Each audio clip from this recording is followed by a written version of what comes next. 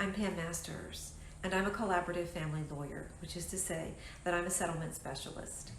I guide couples and families on the difficult journey of divorce without court involvement. I do this to protect children, preserve financial assets, and foster healthy co-parenting relationships.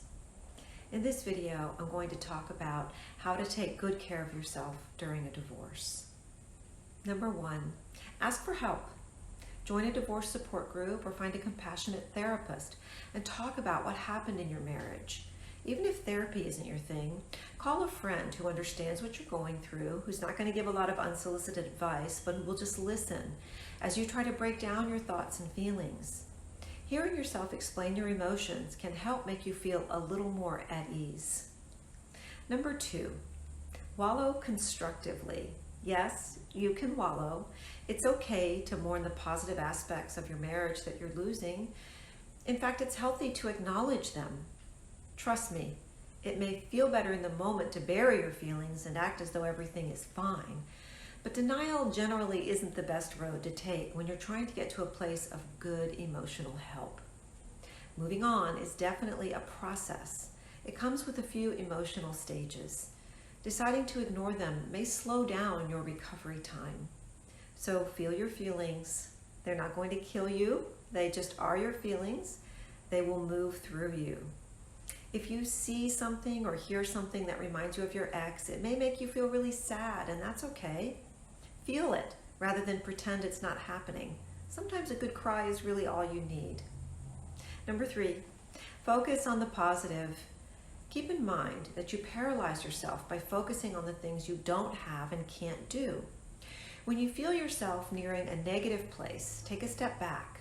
Remind yourself about all the good things you have in your life. Take a moment of gratitude. You can even make a list and look at it whenever you're feeling less than. Number 4, forgive yourself.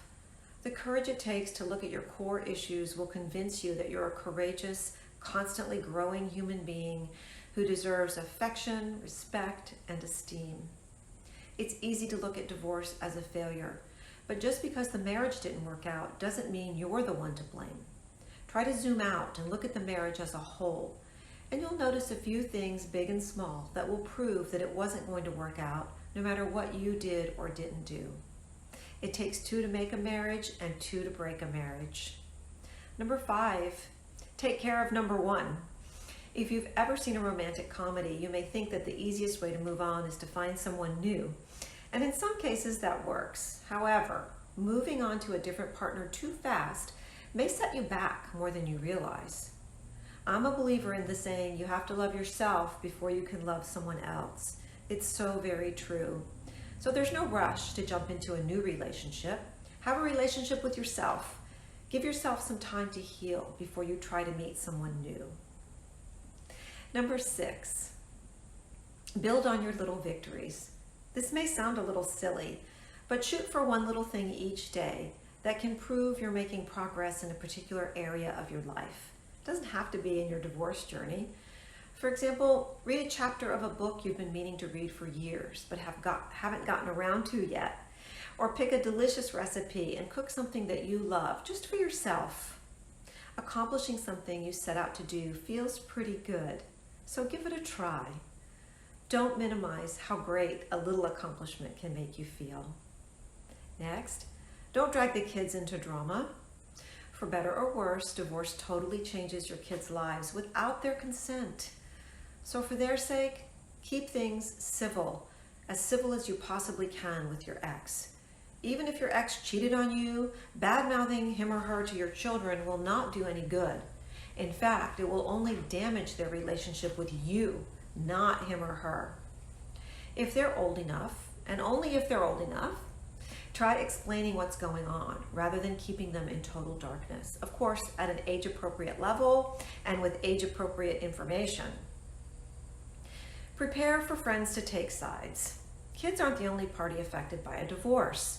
Chances are you and your ex shared friends, and some of these friends may take sides. It will definitely hurt watching people you thought were your friends side with the person who may have wronged you, but it happens all the time. Just remember, your actual friends are the ones who are there for you no matter what. The people who stick around are the ones who will support you and stay by your side. Number 8, make your free time count. Was your ex holding you back from accomplishing your dreams and aspirations, or even from just doing something you love to do? If so, now's the time to check off those items on your bucket list. Whether you've always wanted to get your real estate license, start a YouTube channel, take that trip you've always wanted to, go boogie boarding every Sunday, I don't know, whatever it is, nothing is stopping you from living the life that you've always wanted to live and doing it right now. Next, look for the silver linings. If you always felt a little guilty going out to dinner with your friends while your husband had to work, you officially don't have to worry about that anymore. There are probably a few other things you couldn't or wouldn't want to do that are now fully available to you.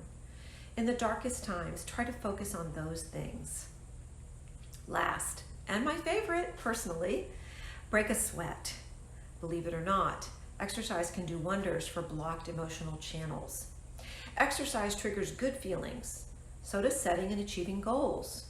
With all you're going through, you deserve to feel good.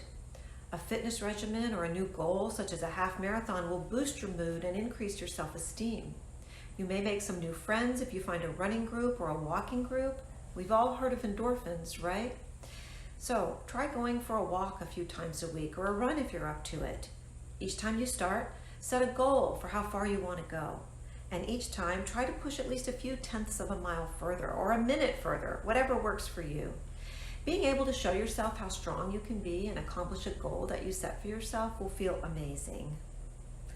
Don't neglect your relationships.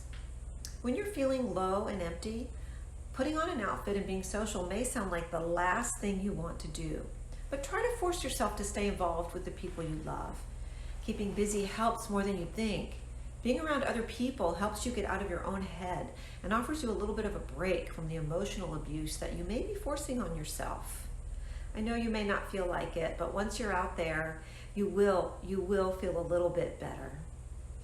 As always, I'd love to talk to any of you personally about any of this or anything else that's on your mind. I can be reached at 386-271-8044, pam@masterscdc.com, or check out my website. There's a lot of great information there, www.masterscdc.com.